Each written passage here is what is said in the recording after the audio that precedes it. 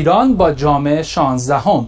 تیم ملی کشورمون در یک بازی حساس و نفسگیر که پر از درگیری و گل بود از دور رقابت‌ها کنار رفت. شاید با دیدن دقایق ابتدایی بازی در ورزشگاه کانبرا هیچ کس فکرشو نمی‌کرد که بازی دو تیم با روندی که داره گلی داشته باشه، اما سردار آزمون دومین گل خودش رو در این جام وارد دروازه عراقی‌ها کرد.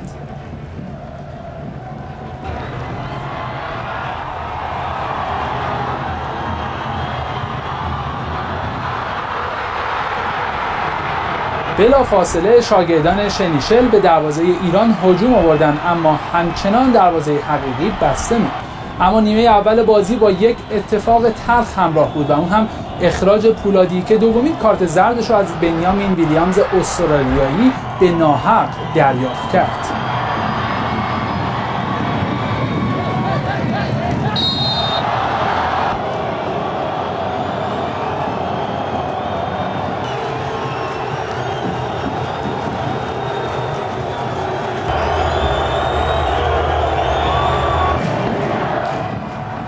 نیمه دوم که بازی یک طرفه شده بود با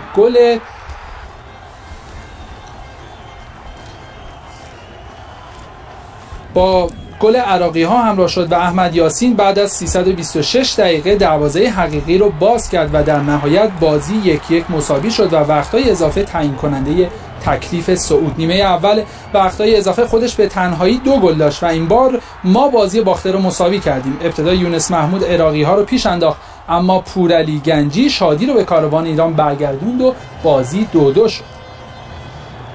نیمه دوم وقتای اضافه بسیار پرهیجان دنبال شد و باز هم 2 گل دیگه رد و بدل شد. عراقی ها از روی نقطه پنالتی گل سومشون رو زدن، اما غیرت ایرانی باز هم فوران کرد و روی هجوم همه جانبه در دقیقه 118 ضربه نهایی قوچان نجات به گل تبدیل شد و دو تیم به استقبال پنالتی ها رفتند.